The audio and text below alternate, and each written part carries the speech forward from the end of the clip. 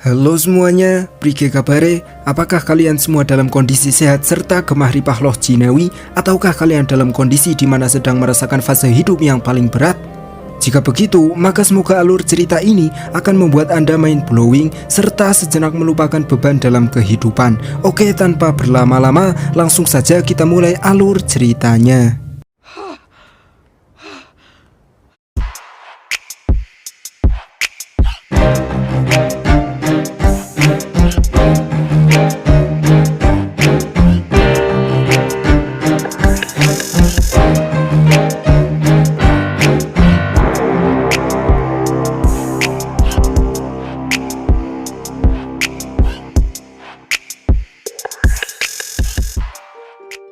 Berlatarkan pada tahun 1870 di Montana saat badai salju mulai turun, ada seorang pria yang mencari anaknya.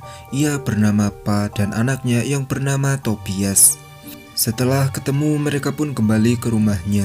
Mereka berencana akan pindah dari tempat tersebut dikarenakan jika mereka tetap tinggal di situ, maka mereka akan kelaparan dan kedinginan. Sang istri yang bernama Ma, ia pun pasrah dengan keadaan yang mereka jalani sekarang ini. Lalu mereka pun memanggil anak perempuan mereka yang bernama Abigail untuk segera mempersiapkan diri meninggalkan tempat itu. Kemudian mereka berempat pun langsung beranjak dari sana. Singkat cerita, kini pagi hari sudah tiba dan kini mereka sudah berada di tempat yang sangat jauh dari rumah. Mereka semua berencana beristirahat di situ untuk sementara waktu. Lalu karena melihat stok makanan yang sudah hampir habis, sang ayah dan Tobias pun berangkat berburu. Dalam perburuannya, sang ayah berhasil mengenai seekor rusa, namun rusa itu masih bisa kabur hingga Tobias pun disuruh mengejar rusa itu. Namun setelah lama mencari rusa itu, Tobias tak menemukannya. Tobias justru menemukan sebuah kereta beserta mayat-mayat yang sudah berserakan. Ia pun melihat ada seorang wanita yang di tangannya ditusuk anak panah. Karena sang ayah merasa Tobias terlalu lama, ia pun menyusul Tobias. Setelah mereka bertemu, mereka pun mendekati mayat wanita malang itu. Namun alangkah terkejutnya mereka karena ternyata wanita itu masih hidup. Karena dulu Pa adalah mantan dokter sewaktu perang, ia pun langsung mengambil langkah cepat. Lalu Tobias pun disuruh melepaskan anak panah itu. Setelahnya bermodalkan obat-obatan alami yang berada di tempat itu, Cassidy merasa kesakitan saat diobati. Beruntung Cassidy masih tahan dan masih hidup. Lalu sang ayah dan Tobias pun membawa mereka ke perkemahan untuk mendapatkan penanganan lebih lanjut agar lukanya cepat membaik. Tangannya Cassidy pun dijahit tanpa obat pereda rasa sakit, yang dimana kini kita bisa mendengar teriakannya Cassidy karena merasa kesakitan.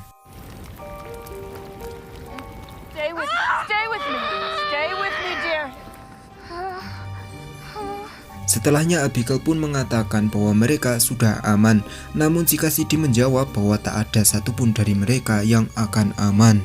Sang istri pun kini menjadi was-was, lalu Pa langsung menenangkannya bahwa mereka akan pergi sebelum fajar tiba. Lalu datanglah Tobias yang membawa buruan mereka dan akhirnya mereka tidak jadi kelaparan. Singkat cerita, malam hari kini sudah tiba. Semua orang pun sudah tidur, terkecuali Cassidy yang pergi keluar. Abigail yang terbangun, ia pun melihat Cassidy. Ia pun tak menaruh rasa curiga. Hingga sekitar 15 menit Cassidy pergi, ia tak kunjung kembali. Abigail pun terbangun lagi dan ia nampak seperti melihat bayangan di luar tenda. Ia pun mengetahui bahwa kemungkinan mereka adalah penjahat yang melukai Cassidy. Karena takut, ia pun tak bersuara. Perlahan-lahan para penjahat itu pun menyelinap ke tenda sang ayah dan istrinya yang masih tertidur lelap. Mereka berdua pun langsung digorok lehernya. Tobias pun sendiri kini sudah bangun. Ia mencoba mengambil senjata secara diam-diam. Namun ini yang terjadi. Kini hanya tersisa Abigail yang masih hidup. Ia pun hanya pasrah pada takdir. Kemudian ia keluar dari tenda. Terlihatlah 4 penjahat yang bernama Brody, Reese, Felix, dan Logan si pemimpin bandit. Lalu datanglah Cassidy yang menyuruh penjahat itu agar tidak menyakiti Abigail. Dan akhirnya Abigail dan Cassidy pun dibawa oleh mereka. Singkat cerita, setelah melewati perjalanan yang cukup panjang, akhirnya mereka sampai di markas. Terlihatlah di mana itu adalah sebuah desa yang sudah mati akibat banyaknya tindak kejahatan di lokasi tersebut. Sesampainya di lokasi yang mereka anggap rumah, mereka langsung merayakannya karena sudah merampok banyak dari warga. Lalu Logan pun masuk untuk menemui Cassidy. Abigail yang kini sudah mulai tersadar dari pingsannya, ia pun langsung mengintip mereka berdua. Di situ Cassidy diancam, jika Cassidy kabur lagi, maka mereka akan melakukan hal yang lebih kejam dari kemarin. Serta ia juga menyuruh Cassidy agar mengajari Abigail cara kerja bandit saat merampok. Malam harinya Abigail mencoba kabur, namun ia dipergoki oleh Cassidy. Hingga Cassidy memperingatkan Abigail jangan kabur, karena jika ketahuan Logan, maka nyawa mereka bisa melayang. Di siang harinya meskipun mereka berdua adalah bandit, namun terlihat bahwa hubungan mereka kurang akrab satu sama lain. Hingga si Rhys sang psikopat pun bermain-main dengan jarinya Brody. Brody yang mempunyai jiwa pelawak pun hanya bisa ketakutan dengan teman psikopatnya itu.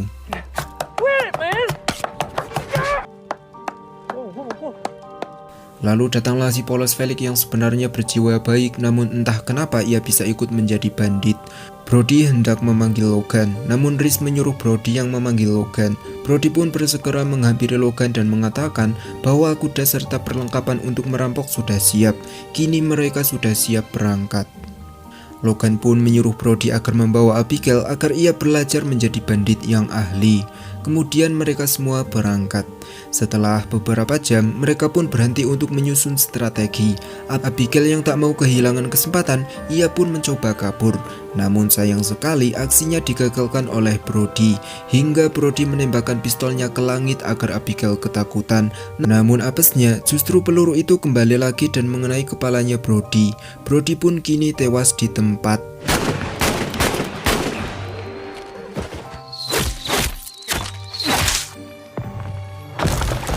Akibatnya mayat Brody menyebabkan lubang di sana. Abigail yang melihat jalan keluar, ia pun nekat nyemplung ke dalam sungai.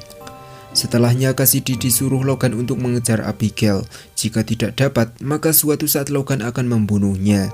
Lalu Felix pun memberikan pistolnya pada Cassidy agar aman saat di perjalanan mencari Abigail.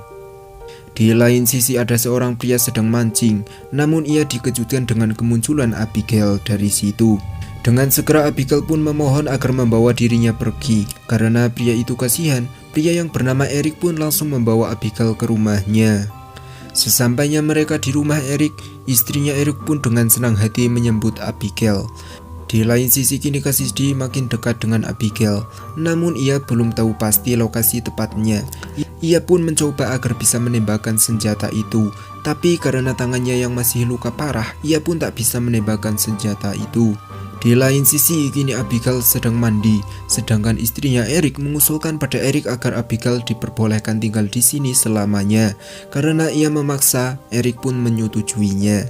Felix yang nampak khawatir dengan kondisi Cassidy karena tak kunjung kembali, Rhys pun jadi curiga bahwa Felix mempunyai rasa kepada Cassidy. Lalu ia pun berkata bahwa seharusnya Logan menggantung Cassidy saat ia kembali nanti. Karena merasa tak suka dengan apa yang dikatakan oleh Rhys, Felix pun bersiap-siap mengeluarkan pisaunya.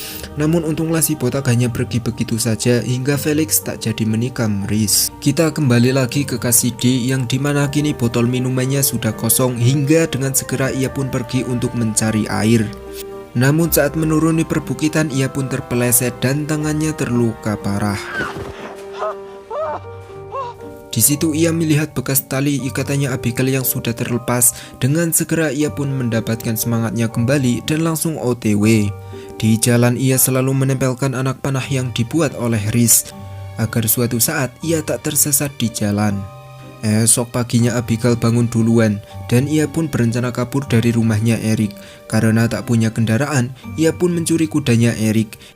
Eric yang mulai tersadar, ia pun melihat bahwa Abigail sudah tak berada di tempat tidurnya. Dan benar saja karena Abigail sudah kabur dengan kuda kesayangannya Eric.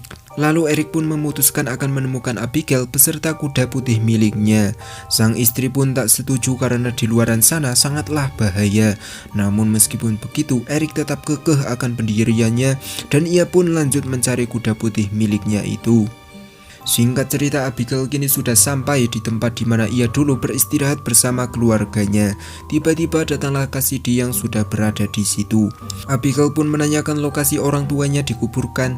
Kemudian Cassidy menunjukkannya. Terlihatlah kuburan mereka yang berjejer. Lalu meskipun Abby merasa enak dengan Cassidy, ia pun tetap memaafkan Cassidy. Di situ Cassidy berkata bahwa ia meminta maaf karena dulu berbuat seperti itu. Kemudian ia mengatakan bahwa tujuannya kali ini datang ke situ karena disuruh Logan untuk mencari Abigail. Dan Cassidy juga mengatakan bahwa ia tak akan kembali lagi pada Logan, serta tak mau membawa Abigail ke sana karena dinilai seperti mengantarkan nyawa mereka berdua.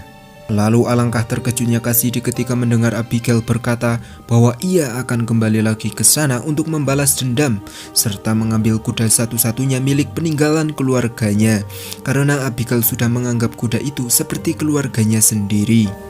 Dan oleh sebab itulah Abigail mencuri kuda putih milik Eric, serta ia berjanji pada dirinya sendiri bahwa nanti akan mengembalikan kudanya Eric. Mendengar pernyataan itu, Cassidy pun hanya bisa pasrah. Di lain sisi kini Logan sudah kehabisan kesabaran karena Abigail yang tak kunjung ditemukan. Logan pun mengutus Reese untuk mencari Abigail dan Cassidy. Dan jika menemukan Cassidy, maka Reese disuruh agar jangan membunuh wanita itu. Malam harinya Eric kini sudah berada jauh dari rumahnya, di mana kini Eric menemukan anak panah yang ditancapkan oleh Cassidy di pohon. Karena curiga dan tak pernah melihat anak panah seperti itu, ia pun membawa anak panah itu ke tukang senjata handal. Ia pun mulai menanyakan anak panah itu, namun sang pemilik toko tak tahu menahu mengenai anak panah itu dan hanya mengatakan bahwa anak panah itu limited edition dan hanya dibuat oleh orang yang sangat terampil. Tiba-tiba ternyata Reese sudah berada di sana dan ia mendengar percakapannya Eric. Dengan perlahan ia pun mendekat dan langsung mengunci tangannya Eric. Lalu pemilik toko pun juga ikut diinterogasi oleh Reese. Ia pun bertanya siapa orang yang berada di depannya karena mukanya sudah digebluk-geblukan beberapa kali. Ia pun mengatakan semua informasi mengenai Eric termasuk istrinya yang sedang hamil. Lalu Reese pun merasa aman karena Eric bukanlah seorang polisi setempat. Kemudian ia membawa Eric pergi bersamanya untuk mencari Abigail dan Cassidy. Dan singkat cerita, di esok harinya mereka pun sudah menemukan tempat persinggahan Abigail dan Cassidy. Abigail yang sedang mencari kayu bakar, ia pun dikejutkan dengan suara tembakan ancaman. Lalu Reese menyuruh Eric mengambil senjata itu dari Cassidy, kemudian Eric langsung dieksekusi dengan senjata itu. Setelahnya Cassidy pun dibawa pergi oleh Reese yang tentunya kita tidak tahu dia akan diapakan oleh Reese. Abigail yang melihat mereka pergi, ia pun menghampiri Eric, yang untungnya Eric masih bisa bernafas dengan lega karena ternyata peluru itu mengenai tas anti peluru miliknya Eric. Kemudian Eric pun menyuruh Abigail agar ikut dengannya. Namun karena Abigail yang sudah berniat balas dendam, ia pun tak mau dan memilih menyusul Cassidy untuk menyelamatkan Cassidy. Eric pun tak tinggal diam dan memilih menemani Abigail untuk menyelamatkan Cassidy. Yang dimana kini sesampainya Cassidy di sana, ia langsung disiksa oleh Logan. Setelahnya Logan disuruh oleh Reese agar membunuh Cassidy karena itu merupakan jalan satu-satunya agar rahasia mereka tidak bocor ke siapapun, termasuk pihak kepolisian. Namun Logan tak setuju dan hanya berniat memberi pelajaran saja pada Cassidy. Lalu Reese pun tak terima dan kedua partner yang sudah lama berkarir sebagai bandit itu pun langsung adu mekanik.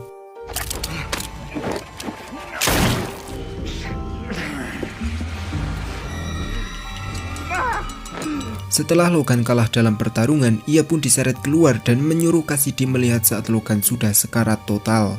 Felix yang tak berani melawan Reese, ia pun hanya bisa melihat dari atas. Lalu setelah insiden itu sudah berakhir, ia hendak berbicara dengan Reese. Namun Felix tak berani mengganggu Reese yang sedang mengobati dirinya sendiri. God damn, that's nasty. Kemudian Felix pun menemui Cassidy. Meskipun Felix menyukai Cassidy, namun ia tak melepaskannya karena takut dibunuh oleh Reese. Ia pun pergi dan Cassidy meneriaki namanya dengan sangat keras hingga teriakan itu pun terdengar oleh Abigail dan Eric yang sedang tertidur pulas. Eric menyuruh agar mereka bergegas besok pagi. Namun Abigail yang ngotot bahwa Cassidy pasti tak akan tahan sampai pagi.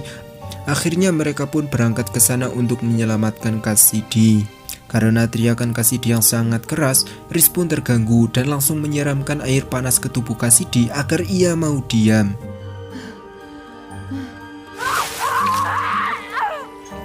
Di situ Cassidy sudah sangat tersiksa dan memohon agar dibunuh saja. Namun si psikopat itu berniat menyiksa Cassidy terlebih dahulu karena dari dulu ia sudah sangat kesal dengan Cassidy. Kita beralih ke Abigail, di mana kini ia sudah berhasil menyusup ke tempat itu. Namun di atas terdengar suara langkah kakinya Felix, hingga Abigail pun harus berhati-hati dalam menyelamatkan Cassidy. Abigail pun ketahuan Felix, namun bukannya menangkap Abigail, Felix pun justru membantu Abigail untuk melepaskan Cassidy.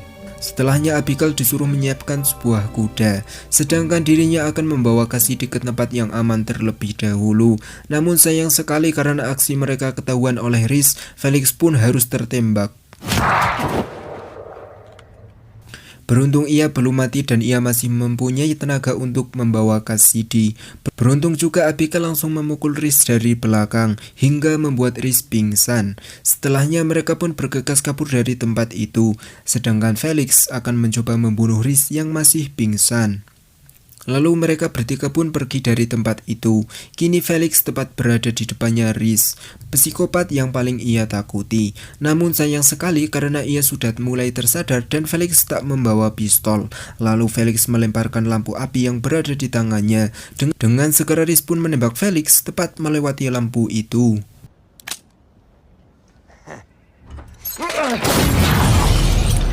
Felix pun tertembak 2 kali, hingga nyawanya Felix tak bisa diselamatkan lagi, sedangkan Rhys kini sudah terbakar api dan terbujur lemas. Esok harinya Abigail, Cassidy, dan Eric berencana akan kembali ke rumahnya Eric karena mengingat kali ini mereka berdua tidak mempunyai tempat tinggal. Lalu mereka pun segera bergegas ke sana.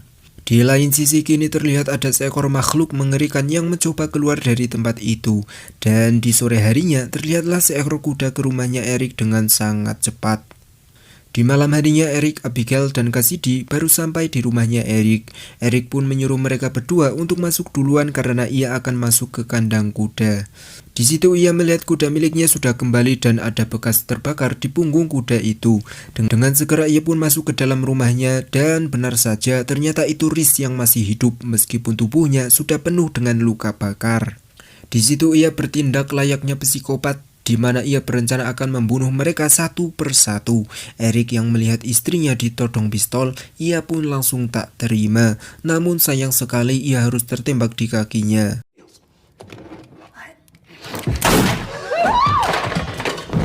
Abigail pun mencoba melawan Rhys, namun ia juga tak cukup kuat. Lalu Cassidy juga tertancap panah di tubuhnya.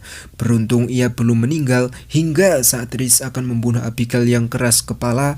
Dengan seketika Cassidy pun memeluk Rhys dengan sangat erat agar panah itu juga tertancap ke tubuh Rhys, dan akhirnya Cassidy pun mati. Be your whore, none of us is.